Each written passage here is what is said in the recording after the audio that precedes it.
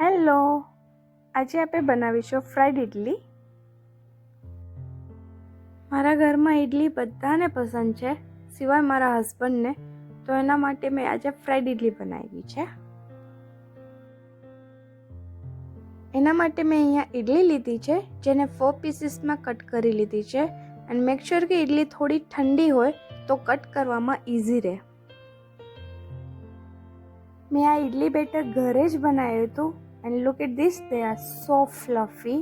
જો તમને મારી રેસિપી જાણવી હોય તો પ્લીઝ કમેન્ટ મી. સોરી, હું અહીંયા કેમેરો ઓન કરતાં જ ભૂલી ગઈ. બટ મેં અહીંયા એક પેન લીધું છે, જેનામાં થોડું ઓઇલ નાખી અને ઇડલી મૂકી છે. અને હું ઇડલીને શેલો ફ્રાય થવા દઈશ અન્ટિલ એ થોડી ગોલ્ડન બ્રાઉન ક્રિસ્પી ના થઈ જાય.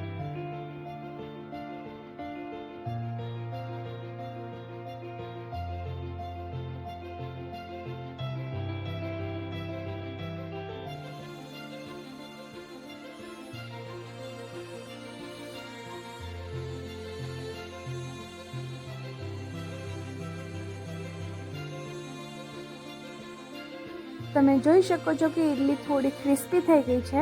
હવે સેમ પેનમાં જ હું થોડું તેલ એડ કરું છું. તેલ ગરમ થઈ જાય પછી એનામાં 3 થી 4 લસણની કળીઓ નાખી છે. લસણને થોડું ગોલ્ડન બ્રાઉન જેટલું થવા દઈશું. ચાઇનીઝમાં એક્સ્ટ્રા ગાર્લિકનો ફ્લેવર એકચ્યુઅલમાં બહુ ફાઇન લાગતો હોય છે. ગાર્લિક થોડું ગોલ્ડન બ્રાઉન જેવું થઈ જાય પછી મેં એક ઓનિયન લીધું છે, એ એડ કર્યું છે. જો તમે ઓનિયન ગાર્લિક ના ખાતા હો તો તમે સ્કીપ પણ કરી શકો છો.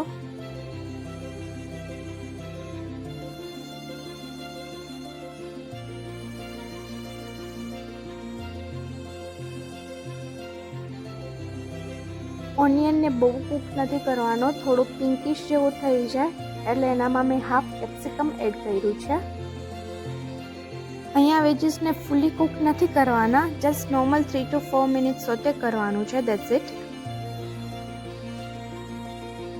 અને જો તમારી પાસે અવેલેબલ હોય તો તમે સ્પ્રાઉટ્સ, રેડ યલો બેલ પેપર્સ, સ્પ્રિંગ ઓનિયન એ પણ એડ કરી શકો છો. કેબેજને કૂક થતાં બહુ વાર નથી લાગતી એટલે મેં લાસ્ટમાં એડ કરી છે.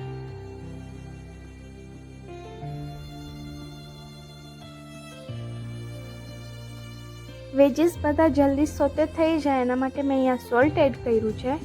સોલ્ટ તમે તમારા ટેસ્ટ પ્રમાણે એડ કરી શકો છો.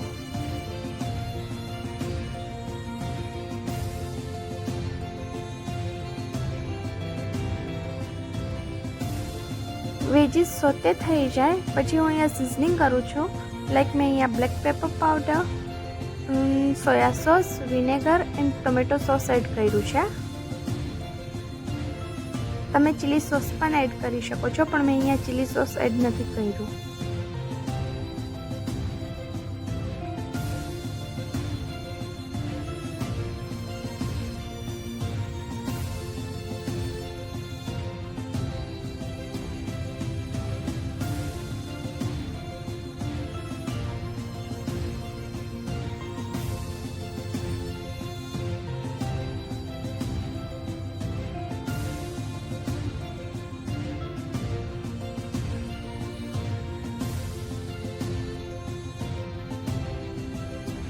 મને અહીંયા વેજીસ થોડા ડ્રાય લાગ્યા, તમે એનામાં ઘરનું ટોમેટો સોસ એડ કર્યું છે.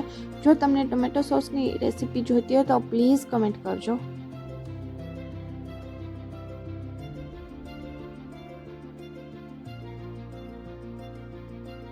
અહીંયા હું ઇડલી એડ કરીને મિક્સ કરી લીધું છે.